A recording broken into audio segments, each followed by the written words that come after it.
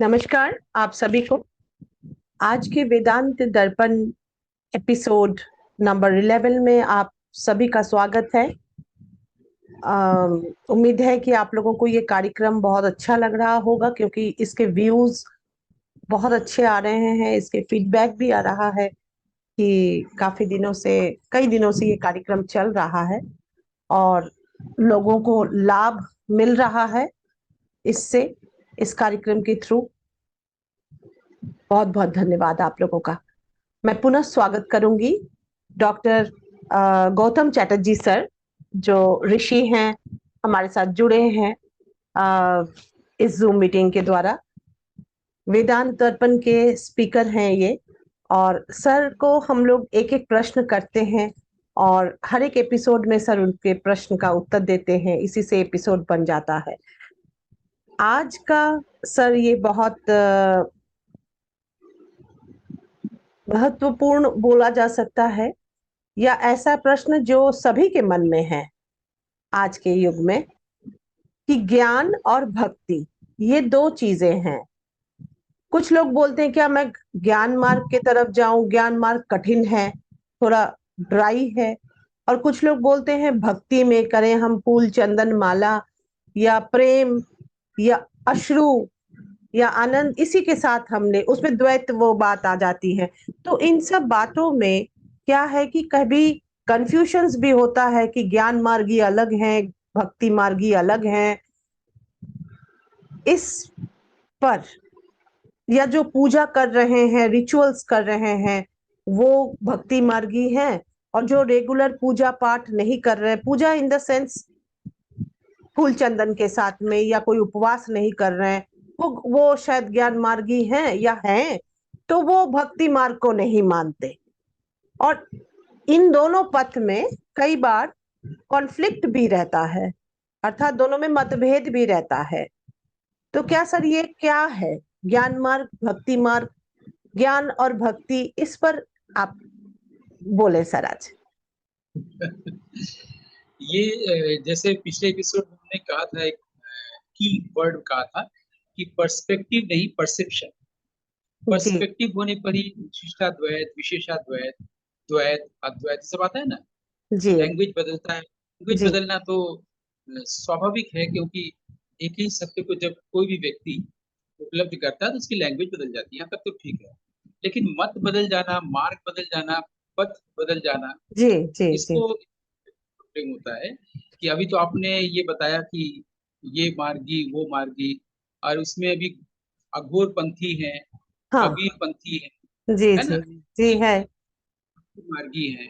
उसके अलावा हम लोग देखते हैं कि श्यामाचरण लाहिड़ी महाशय का क्रिया योग, क्रिया योग। फिर स्वामी जी अभी जब देखे जाते हैं तो उसमें भक्ति योग, कर्म जी योग, जी जी प्रेम योग भी दिखता है, हाँ, ज्ञान योग। तो उसमें कई लोग आपस में बात करते हैं कि भाई मैं तो ज्ञान मार्गी हूँ, ज्ञान के रास्ते से ईश्वर को प्राप्त करता हूँ। कोई कहता है कि मैं उतना पढ़ाई लिखाई नहीं कर सकता, तुम पढ़ो, मैं तो भक्ति मार्ग का हूँ, मैंने अपने आप को सरेंडर कर दिया है। जी जी और प्रेम करते हैं ईश्वर से, कृष्ण हमारे आराध्य हैं और हम तो इसी मार्ग में है ना। जी फिर जी उसमें फिर आता है कि अब देखिए, इतने मार्ग जो बने, इतने पंथ बने हैं, जी इसलिए कि लोग बहुत, और लोगों के विचारों के कारण, पर्सपेक्टिव के कारण ये प्रॉब्लम हुआ है। जैसे ही एक से दो तीन चार होगा, तो मतभेद जब भी होगा तो फिर मनभेद भी होगा। बल्कि मनभेद है इसलिए मतभेद हुआ कि मैं जी कहता हूं ऐसा, तुम कहते हो ऐसा, वो कहता है ऐसा। तो इसमें बहुत सारी जब चीज आ जाती है तो वो गड़बड़ हो जाता है ना। तो फिर हम लोग एक पे नहीं रह पाते। तो फिर हम लोग सोचते हैं क्या ज्ञान मार्ग अलग है, भक्ति मार्ग अलग है, या दोनों एक ही है। मतलब कॉमन सेंस तो यही कहता है कि अलग नहीं होगा, एक है। लेकिन आप थोड़ा सा अ, हमारे आध्यात्मिक ग्रंथों में भी चले जाएं, या आध्यात्मिक ऋषियों कवियों को भी सुने, तो आपको लगेगा नहीं, भेद है। कृष्ण स्वयं ये भेद कर रहे हैं। हमारे यहाँ जो संत कवि हुए हैं, तो उसमें दादू दयाल हुए हैं, कबीर हुए हैं, सूर तुलसी, कई लोग हुए हैं, सभी को सब लोग जानते हैं, पढ़े भी हैं, है ना। तो सूरदास जी पर बातें कम होती हैं, हालांकि होनी चाहिए क्योंकि वहाँ प्रेम और भक्ति की महिमा है। तो सूरदास जी का आप जानते हैं कि सूर सागर एक प्रमुख ग्रंथ है, जी जी। और उसमें एक जो उसका भी जो सारांश है या सार तत्व है वो है भ्रमर गीत, भ्रमर गीत। है ना? अच्छा, भ्रमर गीत क्यों नाम हुआ उसको भी थोड़ा सा संक्षेप में हम लोग समझ लें। इसी विषय से संबंधित इसलिए मैं कह रहा हूँ कि जब वो गोपियों को छोड़ के, वृंदावन छोड़ के कृष्ण गए थे, तो गोपियां भी उदास थी और कृष्ण भी उदास हम्म। थे, है ना? कृष्ण ने उनके बीच जो रहना, और नंद और माँ के साथ और फिर भाई के साथ, सबके साथ रहना, इसको मिस करते थे। जी राधा के साथ, गोपियों का साथ, फिर गोप का साथ, उनके साथ खेलना, इसको मिस करते थे। तो जब ये उधर से जा रहे थे, गोपियों के पास से कृष्ण तक उद्धव, या कृष्ण के पास से गोपी तक आ रहे उद्धव, तो जब उद्धव जो थे वो ब्रह्म ज्ञानी थे, उनका योग मार्ग था, वो जी सबको योग और ज्ञान और ब्रह्म की शिक्षा देते थे। उनके लिए प्रेम का कोई महत्व नहीं, भक्ति का कोई जी। महत्व नहीं। तो जब वो गोपियों को प्रेम के बारे में बताने, प्रेम, जब वो प्रेम की भाषा में सुनना चाह रही हैं, और वो जब ब्रह्म और ज्ञान की बात कर रहे हैं, तो गोपियों ने उनका नाम रखा था काला भंवरा। काला भवरा। ना, तो तो ये होता है कि जिसको हम लोग बम्बल बी कहते हैं, जैसे हनी बी होता है, ऐसे बम्बल बम्बल। बी होता है, हाँ काला। हाँ। काला भंवरा मतलब, हालांकि वो भी कृष्ण जैसे सुंदर थे, वो भी कृष्ण जैसे श्याम वर्ण के थे। बल्कि कृष्ण को कई बार आप अगर उसमें देखिएगा, भ्रमर गीत में उनको रश्क होता है कृष्ण को कि ये मेरे मेरे से ज्यादा सुंदर कैसे हो, है ना? हाँ हाँ। तो उसमें उसको काला, श्याम इसलिए काला, और भंवरा तो भिन्न भिन्न कर रहा है, वो प्रेम की बात नहीं कर रहा है, ज्ञान की बात कर रहा है। तो वहां पर जब कृष्ण स्वयं है, वो क्या कह रहे हैं? वो ज्ञान और भक्ति में कोई योग दिखा रहे हैं, या हम्म वो खुद कह रहे हैं कि नहीं, ज्ञान अलग है, भक्ति अलग है? तो अगर आप भ्रमर गीत आपने पढ़ा ही होगा, क्योंकि आप खुद भी गाती हैं, तो उसमें आप देखिएगा कि कृष्ण मन में ये तय करते हैं कि हम्म किसी तरह इसको ज्ञान और योग मार्ग से हटा के भक्ति और प्रेम में लाना पड़ेगा, वरना ये हम्म। तो गोपियों से बात ही नहीं कर पाएगा। जी जी बिल्कुल। कृष्ण स्वयं सोच रहे हैं कि क्यों ये इतने शुष्क विषय को लेकर पड़ा रहता है, प्रेम से बड़ा कुछ नहीं है, भक्ति से बड़ा कुछ नहीं है ना? तो इसको बताने के लिए हमारे यहाँ विश्व साहित्य में काफी कुछ रचा गया है, जिस पर हम लोग फिर कभी तुलना करेंगे। अभी मेरे मन में आ गया था तुर्गनेव की कहानी, लेकिन उस पर बाद में बात करेंगे। जब भ्रमर गीत की बात कर रहे हैं, तो कृष्ण और उद्धव के बीच में संवाद, हम्म। उसको भ्रमर गीत कहा गया है। जी जी। भ्रमर गीत इसीलिए कहा गया है कि इसमें ज्ञान और भक्ति को लेकर के दोनों में बातचीत चल रही है, डायलॉग मिश्रित बाजी हाँ। चल रही है, तो, जी जी। है ना? कि वो जो है ज्ञान की ओर से बोल रही है, प्रेम की ओर से बोल रहे हैं। तो कृष्ण पूरी कोशिश कर रहे हैं कि उद्धव जो है वो ज्ञान से प्रेम में आ जाए। प्रेम में आ नहीं जाए। तो मेरे प्रेम की बात वो राधा और गोपियों से कहेंगे, और फिर हाँ। गोपी और राधा, ये लोग जो प्रेम की बात मुझ तक भेजेंगे, पठाएंगे इस तक, वो हम कैसे आएगा? ये तो ज्ञान बता के और उनको ज्ञान देने लगेगा। तो जी जी। पूरे भ्रमर गीत सार में, जिसका संपादन रामचंद्र शुक्ल जी ने भी किया और कई लोगों ने किया है, हम्म तो अगर आप देखिए, तो ये सारी चीजें, पूरा का पूरा कृष्ण की पूरी कोशिश है कि वो प्रेम और भक्ति में आ जाए। हम्म। जबकि कृष्ण को ऐसा नहीं करना चाहिए। आज के हम लोग के पर्सपेक्टिव से अगर देखें, परसेप्शन से नहीं, पर्सपेक्टिव से, तो कृष्ण को कहना चाहिए कि नहीं भाई, ज्ञान और प्रेम एक ही चीज है। हम्म। और उनको महाभारत के युद्ध में हम लोग योगी कृष्ण के रूप में देखते हैं। हम्म। तो वो क्या, प्रेम का योग है या ज्ञान का योग है? स्वामी जी का जो है वो प्रेम योग भी है, भक्ति योग भी है, ज्ञान योग भी है। तो ये फर्क कहाँ पर हो रहा है, इसी को हम लोग इस एपिसोड में समझ रहे हैं। लेकिन आप सूरदास के पास जब चले जाइए, सोचिए जब कृष्ण नहीं है, तो गोपियां रात में, अमावस्या काली रात में लेटी हुई हैं एक साथ, और कृष्ण के बारे में सोच रही हैं कि ये बताओ सखी कि कृष्ण के माता पिता और भाई सभी गोरे हैं, कृष्ण क्यों काले? जी। तो दूसरी सेकंड कह रही है कि तुमको इसको कहते हुए, पूछते हुए शर्म नहीं आ रही है? तुम काजल लगा के कृष्ण को देखोगी तो कृष्ण क्या गोरे दिखेंगे? हम लोग काजल लगा के, काले काले आंख से, काले रंग का प्यूपिल है, जब देखेंगे उनको, यही तो काला चीज हम लोग दे दे रहे हैं। जी हम लोग कौन सा प्यूपिल लगाए दे रहे हैं? तो ये जो आइडिया है, ये सूरदास के पास आ रहा है कि जी। हम जी लोग काजल लगा के देखती हैं, इसलिए वो काले नजर आते हैं। तो जी सखियों की बिल्कुल। बातचीत है, देखिए। बल्कि इसमें ये भी आइडिया है कि कृष्ण स्वयं राधा बन करके वहां सब में विचरित हो रहे हैं, हम्म, राधा बन के, या राधा स्वयं कृष्ण बन के लोगों के बीच में मूव कर रही है ना। बहुत सारी चीजें उसमें हम देखेंगे, इसमें सिर्फ प्रेम। जी रुक्मिणी बिल्कुल। के साथ उदाहरण हम लोग को मिलते हैं कि राधा से कृष्ण इतना प्रेम क्यों करते हैं, जी जी। प्रेम को इतना महत्व देते हैं, और राधा से मैं तो उनकी पत्नी हूँ, है ना।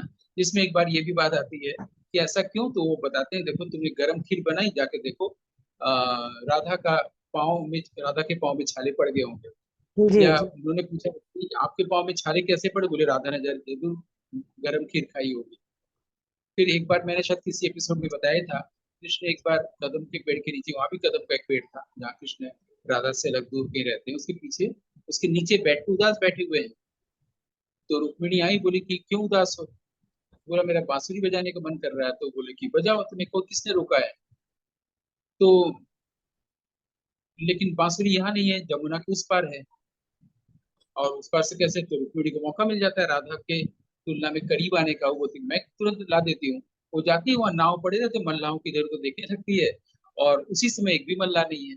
तो अभी थोड़ी देर में आ जाएगा, 2 मिनट, 5 मिनट, 10 मिनट, और देखते देखते 2 घंटा बीत जाता है, एक भी मल्लाह वहां नहीं आता है, नाव आए। रहते हैं। हाँ। उस पर नाव रहती है, तब तक राधा आ रही है, क्या हुआ बहन। बोला देखो कन्हैया बांसुरी बजाना चाह रहे हैं, बांसुरी उस पार रखी है, और इसी समय कोई मल्लाह नहीं है। तो राधा ने कहा अरे कन्हैया बांसुरी चाहते हैं। वो कन्हैया की ओर देखी ऐसे, और देखते देखते देखते देखते उस पार जमुना के चली गई, और वहां से आके बांसुरी लाके बोली ये लो, ये दो कन्हैया को। तो खाली कन्हैया की ओर उन्होंने देखा, जी कन्हैया की ओर देखा, और देखते हुए उधर गई जमुना तक, और जाके बांसुरी लाके दे दी, ये लो। और रुक्मिणी दंग रह गई, ये क्या चक्कर है। नाव मल्ला किसी की जरूरत नहीं, जब खुद नदी पानी हर चीज कन्हैया का है, तो हमको मरने से इतना डर क्यों। वो नदी बिल्कुल। के ऊपर से चली गई और नाव लेके, ये प्रेम की कई हमारे उपमाएं दी गई हैं। लेकिन अब सवाल उठता है कि सूरदास के पास ये सब चीजें आई कहाँ से, जो हम लोग के पास नहीं आती, आइडिया उनके दिमाग में आया कहाँ से। जी। हालांकि एक तो पहली बात ये जानना चाहिए कि जो वैदिक ऋषि, ऋषि शब्द है वो कवियों को ही बोला गया, और ऋषि को कवि कहा गया है। तो हम्म, जो वैदिक ऋषि हैं वही वो कवि है जिन्होंने वेद की रचना की है, अब अच्छा। महर्षि ग्रंथ की रचना की है। तो कवि और ऋषि में फर्क नहीं है। आज हम लोग क्या फर्क है कि कवि कोई है, ऋषि कोई कोई है। है ना। हम्म। लेकिन जो ऋषि होगा वही कवि होगा। तो इस अर्थ में सूरदास जो है संत कवि नहीं है, उनको कवि कहना चाहिए, सही हो जाएगा। लेकिन चूंकि आजकल लोग कवि दूसरा अर्थ हो गया, इसलिए उनको संत कवि कहते हैं, तो उनको ऋषि कवि कहिए वो ऋषि ऋषि है हाँ। या सिर्फ ऋषि कहिए। अच्छा, कई लोग उनके बारे में बोलते समय ये भी बोल देते हैं कि उनका जो था वो आंख नहीं था, या हाँ है ना, हाँ हाँ। कि उनके पास ये पुस्तक नहीं थी। हाँ उनकी लेकिन आंख हम लोग खराब थी। हाँ, इसलिए मतलब सूर कहा दृष्टि गया है। दृष्टि दृष्टि।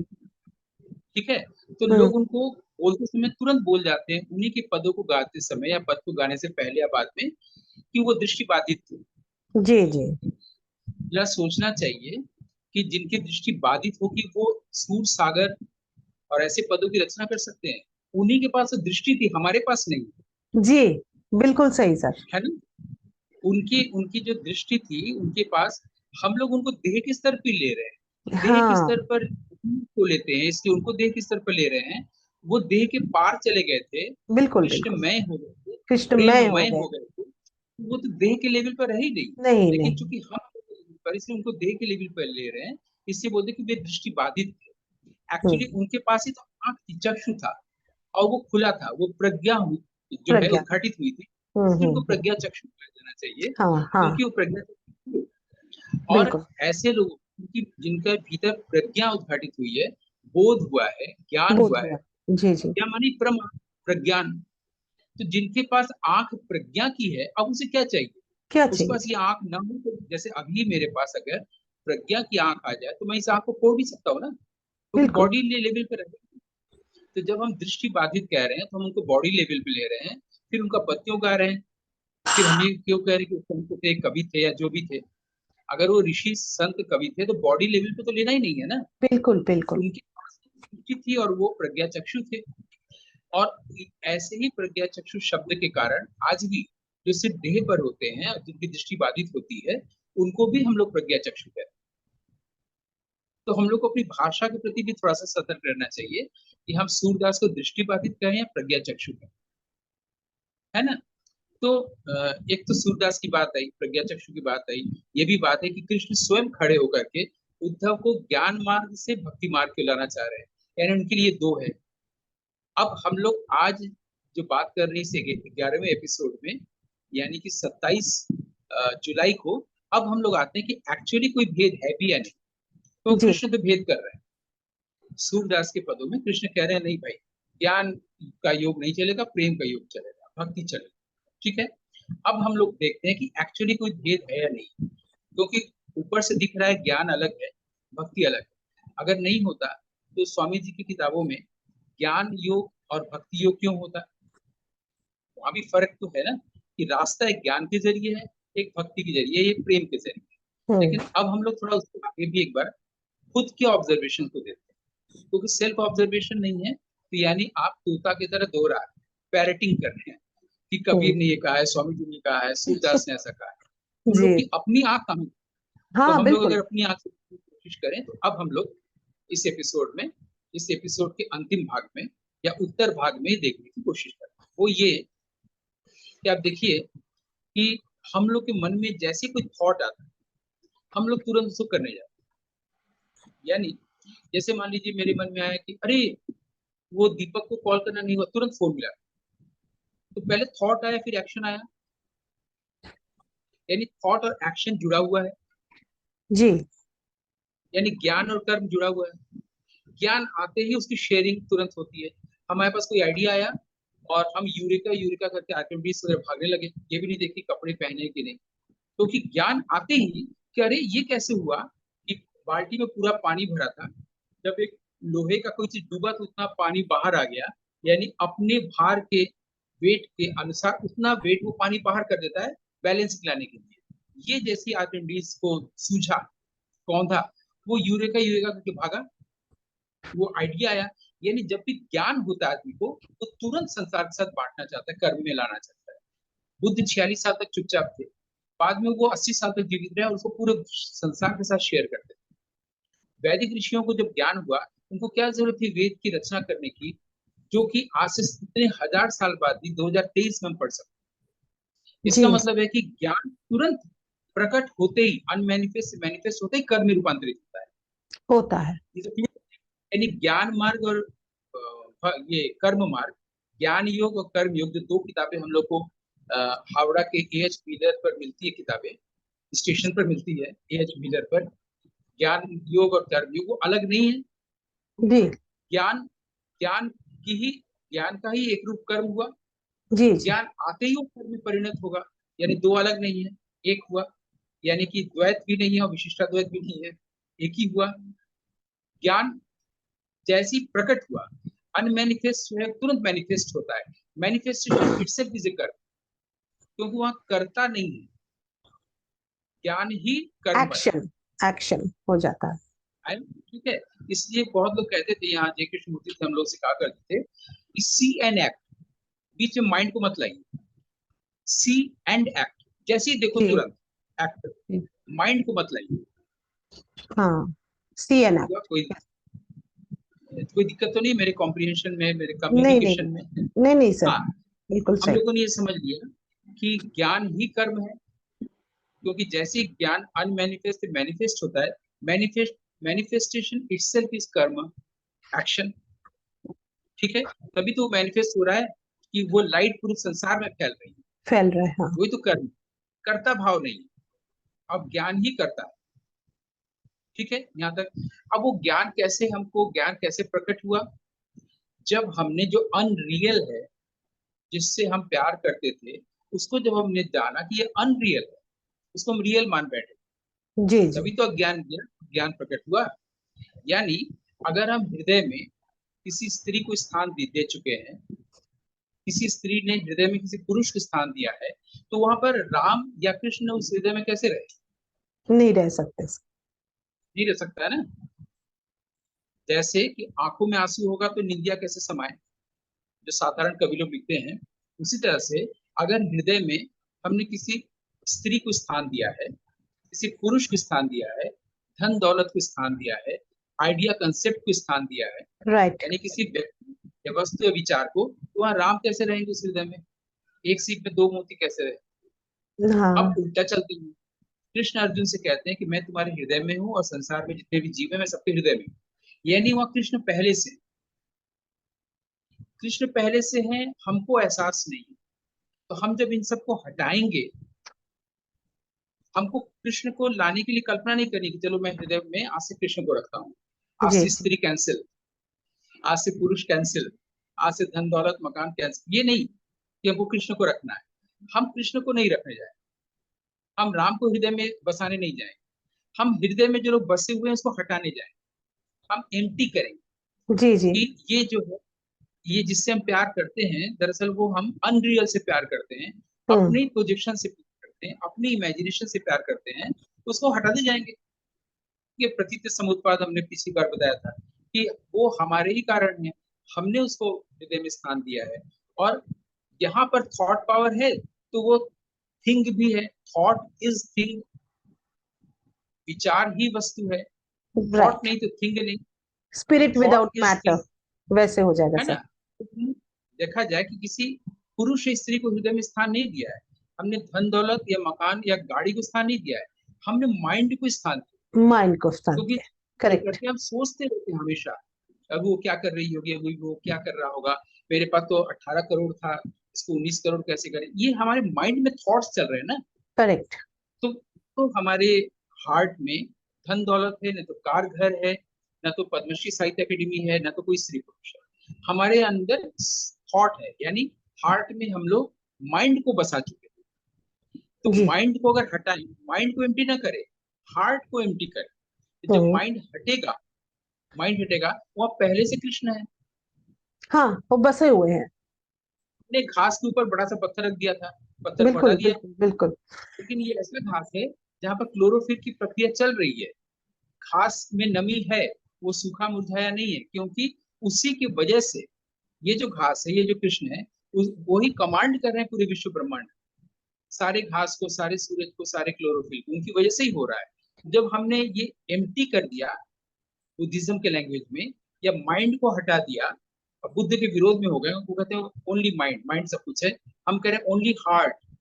जब हम्म। माइंड को हटा दिया, हार्ट से थॉट को हटा दिया, ये सब कुछ वस्तु जगत मेटेरियल वर्ल्ड को हटा दिया, तो बचा क्या? कृष्ण बचा ना। कृष्ण का बिल्कुल मतलब क्या? कृष्ण। प्रेम। प्रेम। कृष्ण बचा। तो प्रेम उद्घाटित हो रहा है, तो अंधेरा तो चला गया, प्रकाशित हुआ ना। बिल्कुल बिल्कुल। तो ज्ञान अपनी भेद कहाँ रह गया? कोई भेद नहीं है सर। तो पहले हमने ये जाना कि ज्ञान और कर्म में कोई भेद नहीं है, और अब हम्म। हम लोगों ने जाना कि ज्ञान और प्रेम में भेद नहीं है। इसलिए अब हम लोग उद्धव और कृष्ण दोनों को सामने रख के कह सकते हैं कि हे उद्धव तू सुनो, ज्ञान ही अंतिम सत्य नहीं है, और हे कृष्ण सुनो, प्रेम ही अंतिम सत्य नहीं है, प्रेम प्रथम सत्य है और प्रेम ही ज्ञान। ये जी कृष्ण को सुनना चाहिए संघमित्रा और गौतम के जरिए, इस एपिसोड के जरिए। और वो जी सुन रहा है, वही जी बोल रहा जी है जी ना? जी। वो उद्धव को लाना चाहते हैं प्रेम के रास्ते में, और उद्धव कृष्ण को लाना चाहते हैं ज्ञान के रास्ते में, और गोपियों को हम लोग आज इस तारीख के इस पल में यहाँ पर आए हैं कि ज्ञान कर्म और प्रेम में कोई फर्क नहीं। कोई अंतर प्रेम नहीं। के भाव से ज्ञान को अप्रोच करेंगे तो ज्ञान अपने आप उद्घाटित होगा, और ज्ञान होते ही वो प्रेम के रूप में, अश्रु के रूप में बहेगा। बहे। इसको एक और छोटी समझ ले, एक छोटा सा बच्चा है, इसको कोई भी ट्यूटर आता है घर में पढ़ाने, सबको भगा देता है, पढ़ना नहीं चाहता है। हाँ। अचानक आंटी जी आती है, आंटी जी उनको पढ़ाती नहीं है, आंटी जी उसको कहानी सुनाती है हैरी पॉटर की, आंटी जी उसको उसके लिए टॉफी चॉकलेट लाती है, आंटी जी उससे खेलती है, पढ़ाई नहीं। बच्चा आंटी जी को प्यार करने लगता है, अपने घर में सबसे ज्यादा प्यार करने लगता है। जी अब जी। जब आंटी जी उसको मैथ पढ़ा रही है तो बच्चा पढ़ भी रहा है, उसको सब समझ में आ रहा है। हम्म। कैसे समझ में आ रहा है? प्रेम से। जी। वो पहले प्रेम किया, और अब उसको मैथमेटिक्स समझ में आ रहा है घर में। ये बहुत सीधा ऑब्जर्वेशन मेरा है। यानी हम प्रेम से ही किसी को पा सकते हैं। पा सकते हैं। प्रेम की इतनी ज्यादा है। अभी थोड़ी देर पहले हमारे मन में तुर्गनेव की कहानी याद आई थी ना। तो तुर्गनेव की छोटी सी कहानी है कि जो एक आदमी है वो चल रहा था, उसका कुत्ता उसका आगे आगे दौड़ दौड़ के जा रहा था। जी जी। अचानक कुत्ता जो है रुक गया, और किसी शिकार को देख धीरे धीरे आगे बढ़ने लगा। इससे हम्म। उस आदमी को भी पता चला कि जरूर कोई शिकार है। दरअसल हुआ था कि हवा तेज चल रही थी, और हवा के झोंके से पेड़ के तने पर जो घोंसला था उससे छोटी सी चिड़िया गिर गई थी नीचे। वो चिड़िया गिर गई थी, अभी उसके पंख पूरे नहीं आए थे, इससे हल्का सा फड़फड़ा रही थी। कुत्ता उसको खाने के लिए आगे बढ़ रहा था। अब वो स्टिल हो गई चिड़िया, क्योंकि खतरा देख के कोई भी चीज ये लोग स्टिल हो जाते हैं, एकदम हिलते नहीं। तो वो चिड़िया के पास पंख भी नहीं कि उड़ जाए, थोड़े से पंख है, अभी जन्म ही हुआ है, वो एकदम स्थिर हो गई। कुत्ता उसके बढ़ने लगा, तब तक एक बड़ी सी चिड़िया मतलब उसकी माँ, वो फड़फड़ाते हुए आई और कुत्ते के मुंह के सामने फड़फड़ाने लगी, उड़ने लगी, और उसने जाकर अपने पंखों में उसको समेट लिया बच्चे को, है ना। लेकिन वो डर से, उसका दांत देख के, उस कुत्ते का वो कांप रही थी, वो डर है। लेकिन उसको, उसके छांव देख के, उसको घेर के छोटे से बच्चे को, वो एकदम स्थिर होकर बैठ गई। यहाँ भी खतरा है उसके लिए, और उसने अपना बलिदान दे दिया। तो मुझे मार लो, लेकिन जब तक मैं जीवित रहूंगी, इस बच्चे को मैं बचाऊं। ठीक है। अब जो है, उसकी जो प्रेम की शक्ति थी बच्चे के प्रति, उस शक्ति को कुत्ते ने भी फील किया, और कुत्ता धीरे धीरे पीछे हटने लगा। तब तक उसके मालिक ने भी कहा, रेस्पेक्ट करो, आ जाओ इसके। तो वो भी थोड़ा सा शर्माता हुआ उसके पास, मालिक के पास आ गया। वो फिर चिड़िया को डिस्टर्ब नहीं किया कुत्ते ने। कुत्ते को भी प्रेम की शक्ति का एहसास हुआ। तुर्गनेव अपनी कहानी में ऐसे लिखते हैं। यानी मृत्यु से ज्यादा शक्तिशाली है प्रेम की शक्ति। तो प्रेम की भाषा में हम लोग युद्ध को टाल सकते हैं, प्रेम की भाषा में ज्ञान प्राप्त कर सकते हैं, प्रेम की भाषा में ज्ञान दे सकते हैं। अगर नहीं ऐसा होता तो हम लोग के पास सिर्फ रामायण ही रहता। प्रेम को स्थापित करना था कवि को, इसलिए उन्होंने महाभारत, इसलिए श्रीमद् भागवत लिखा। और जो ईश्वर की परिकल्पना थी, राम की मर्यादा की, पुरुषोत्तम की, उनको वो इस तरह से लाया कि हम लोग सहज हो, प्रेम हो, और प्रेम को समझें।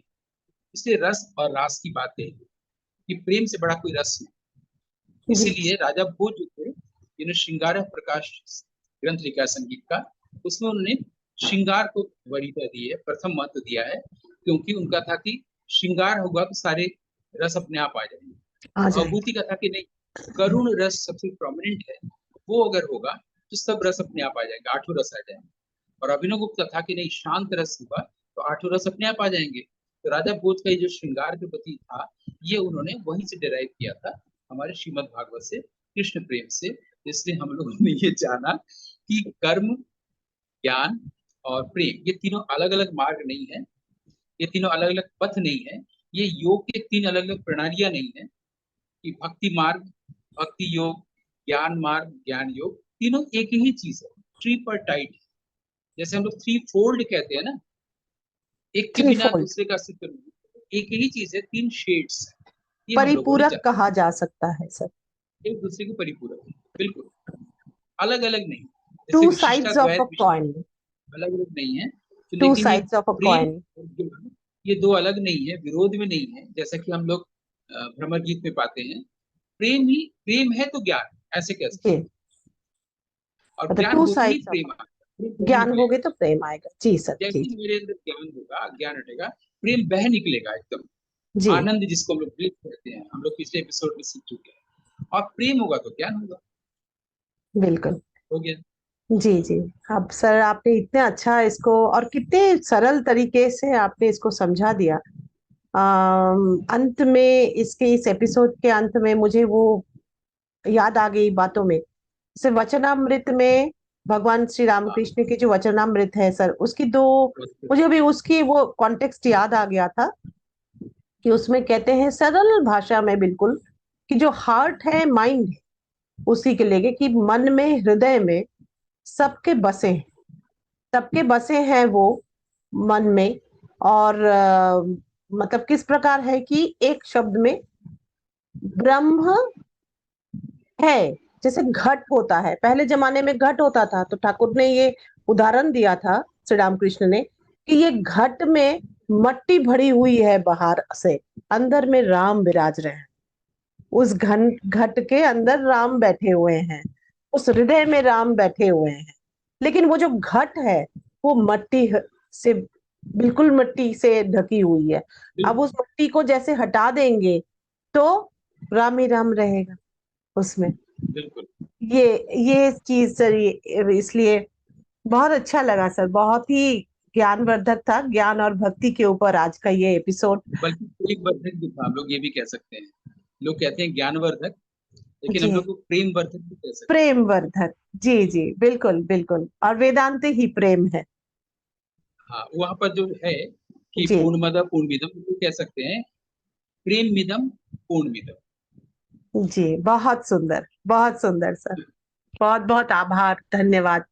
आज के एपिसोड को विराम दे रहे हैं आप लोगों से इजाजत लेकर के। नमस्कार।